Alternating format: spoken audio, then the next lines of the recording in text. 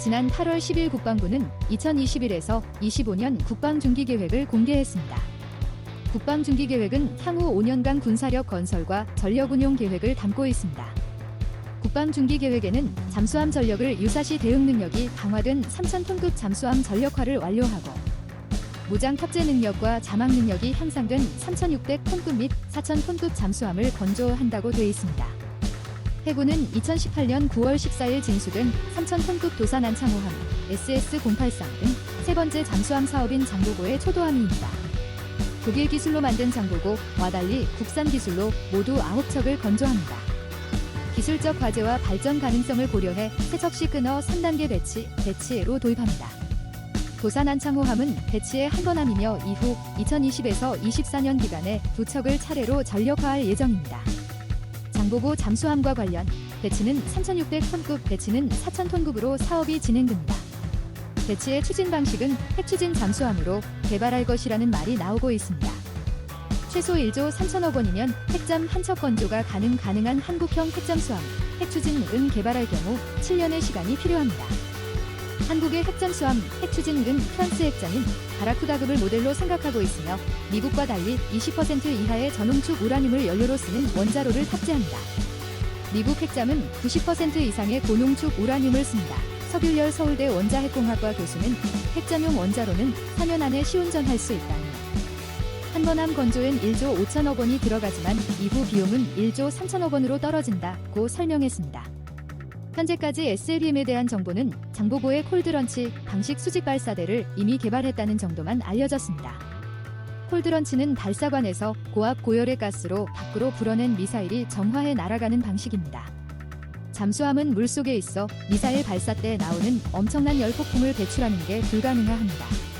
그래서 미국이 1960년대 개발한 콜드런치는 수중 발사의 표준처럼 돼버렸습니다. 북한 역시 마찬가지 방식으로 SLBM을 개발 중입니다. 국방부는 수중에 가라앉힌 다지선에서 순항 미사일인 현무-3을 발사하는 영상을 공개했습니다. 장보고 배치은 콜드런치 수직 발사기 6문을 갖췄고 배치는 8문 또는 10문으로 배치는 10문 이상으로 각각 늘어나고 미사일의 크기도 커질 수 있습니다. 한국형 SLBM은 지대지 탄도미사일인 현무-2 가운데 사거리가 가장 긴 현무-2C 800km를 원형으로 삼을 것입니다.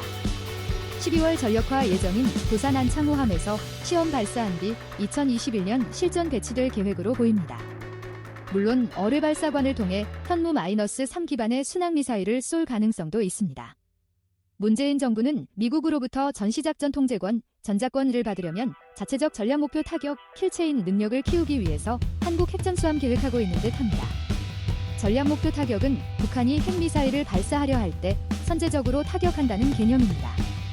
한국형 SLBM을 탑재한 한국형 핵잠이 바닷속에 숨어있다가 북한이 핵미사일 공격 조짐을 보일 때 SLB를 제거하는 용도입니다.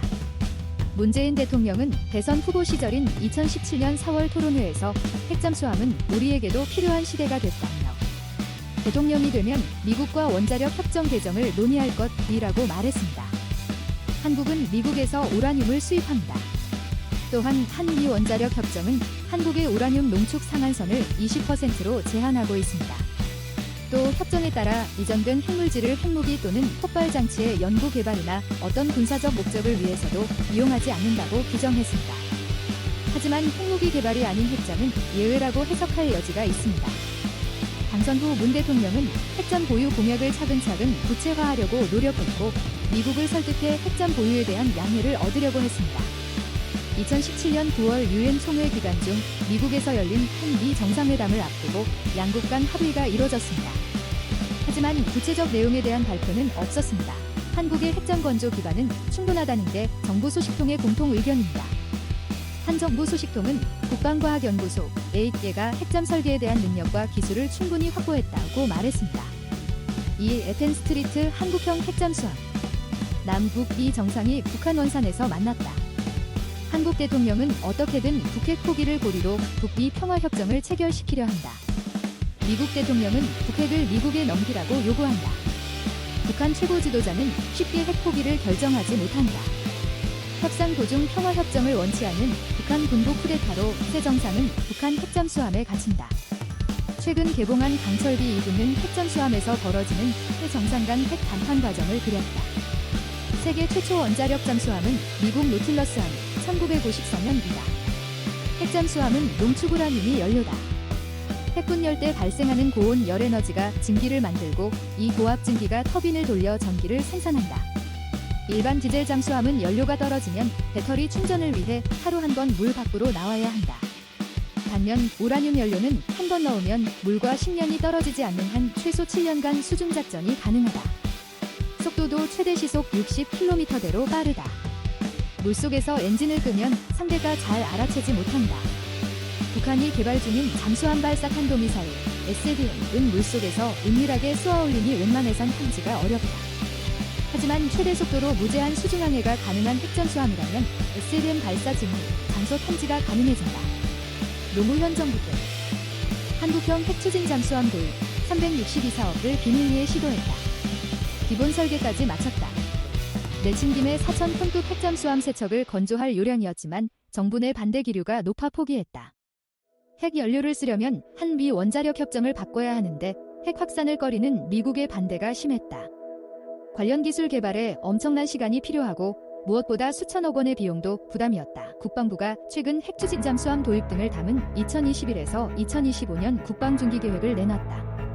미국도 과거와 달리 북한 핵위협에 대비해 한국 핵잠수함 보유에 원칙적으로 찬성한다. 울산과학기술원, 유니스틀은 작년 5월 정부 지원 아래 핵잠수함의 핵심 기술인 초소형 원자로 개발에 착수했다.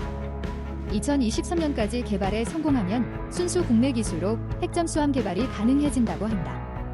3. 한국형 핵잠수함 추진하는 정부, 미국과 방위비 빗들 하나.